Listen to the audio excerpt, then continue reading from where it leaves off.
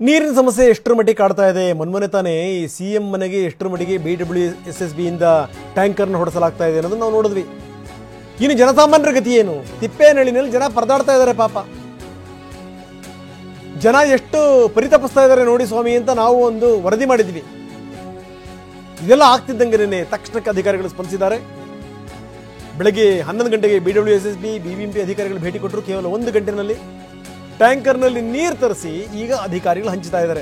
ಶಿವರಾತ್ರಿ ಹೆಂಗ್ ಮಾಡ್ಬೇಕು ಹೇಳಿ?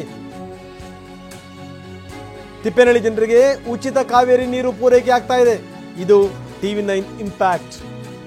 ಎಷ್ಟರ ಮಟ್ಟಿಗೆ ಜನ ಸಮಸ್ಯೆ ಪಡ್ತಾ ಇದ್ದಾರೆ, ಅನುಭವಿಸ್ತಾ ಇದ್ದಾರೆ ನಾವು ನೋಡ್ತಾ ಇದ್ವಿ. ಬೆಳಗ್ಗೆ ನೋಡಿ, ಬೆಳಗ್ಗೆ ಜನಗಳು ಇನ್ನೇನು ಶಿವನಿಗೆ ಇನ್ನೇನು ನೀರು ಹಾಕೋದು? ಶಿವನಿಗೆ ಈ ಜಲಾಭಿಷೇಕ ಅಂದರೆ ಬಹಳ ಇಷ್ಟ. ಶಿವರಿಗೆ ಸ್ನಾನ ಮಾಡೋಕ್ಕೆ ನೀರಿಲ್ಲ, ಇನ್ನು ಶಿವನಿಗೆ ಏನು ಅಭಿಷೇಕ ಮಾಡ್ತಾರೆ ಪಾಪ ಜನಗಳು. ಹೀಗಾಗಿ ಕೊಡಗಳನ್ನೇ ಅವ್ರು ಪೂಜೆ ಮಾಡಿದರು, ಬರಲಿ ಗಂಗೆ ಬರಲಿ ಈ ಮುಖಾಂತರ ಅಂತ. TV9 ಇದೆಲ್ಲ ವಿವರಗಳನ್ನು ಸಂಬಂಧಪಟ್ಟಂಥ ಅಧಿಕಾರಿಗಳಿಗೆ ಮುಗಿಸಿತ್ತು. ತಿಪ್ಪೇನಹಳ್ಳಿಗೆ ಅಂತೂ ಇಂತೂ ನೀರು ಪೂರೈಕೆ ಆಯಿತು ಕೇವಲ 1 ಗಂಟೆನಲ್ಲಿ.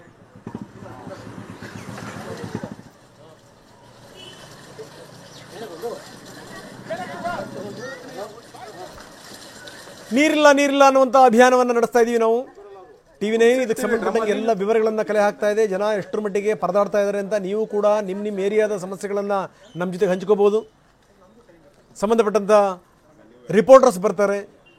ನಿಮ್ಮ ಸಮಸ್ಯೆಗಳನ್ನು ನಾವು ವ್ಯವಸ್ಥೆಯ ಮುಂದೆ ಹಿಡಿತೀವಿ. ಏನು ಭಾಗ್ಯ ಕೊಟ್ಟರೆ ಏನು ಬಂತು ಸ್ವಾಮಿ? ದಯವಿಟ್ಟು ಜಲಭಾಗ್ಯ ಕೊಡಿ, ನೀವು ನೀರಿನ ಭಾಗ್ಯ ಕೊಡಿ. ನೀವು ವಾಟರ್ ಗ್ಯಾರಂಟಿ ಬೇಕಾಗಿದೆ ಇವಾಗ ಜನಗಳಿಗೆ, ಅದನ್ನು ಹೇಳ್ತೀವಿ. ತಕ್ಷಣಕ್ಕೆ ಅಧಿಕಾರಿಗಳು ಸ್ಪಂದಿಸಿದ್ದಾರೆ. ಅಧಿಕಾರಿಗಳನ್ನೂ ಕೂಡ ಅಭಿನಂದಿಸಬೇಕು. ಯಾಕಂದರೆ ಒಂದು ವ್ಯವಸ್ಥೆ ಇಷ್ಟರ ಮಟ್ಟಿಗೆ ಬೇಗ ರೆಸ್ಪಾನ್ಸ್ ಮಾಡ್ತಲ್ಲ, ಇಟ್ಸ್ ವೆರಿ ಇಂಪಾರ್ಟೆಂಟ್ ಅದು. ಈಗ ನೀರು ಬಂದಿದೆ, ಹೇಗೆ ಅನ್ನಿಸ್ತಾ ಇದೆ ಅಂತ? ನೀರು ಬಂದಿದ್ದು ಖುಷಿ ಆಗುತ್ತೆ. ಇದೇ ಖುಷಿ ಆಗ್ಬೇಕಂತಂದ್ರೆ ಮನೆಗೆ ಬರಬೇಕು, ಹೊರಗಡೆ ಬಂದು ಇಟ್ಕೊಳ್ಳೋದಲ್ಲ. ಎರಡೆರಡು ಬಿನ್ಗೆ ಕೊಟ್ಟರೆ ಏನು ಪ್ರಯೋಜನ ಆಗಲ್ಲ. ಮನೆಗೆ ಕಾವೇರಿ ನೀರು ಬರಬೇಕು, ಇಲ್ಲಾಂದ್ರೆ BBMP ನೀರಾದರೂ CMC ನೀರಾದರೂ ಬರಬೇಕು ಸರ್. 2 ಬಿಂದಿ ಆದ್ರೂ ಸಿಕ್ತಾರಲ್ಲ, ಅಷ್ಟಕ್ಕೆ ತುಂಬ ಥ್ಯಾಂಕ್ಸ್ ಅವ್ರಿಗೆ. ನಮ್ಗೆ ಎಷ್ಟಾದರೂ ಮಾಡಿಕೊಟ್ರಲ್ಲ ಸಾಕು.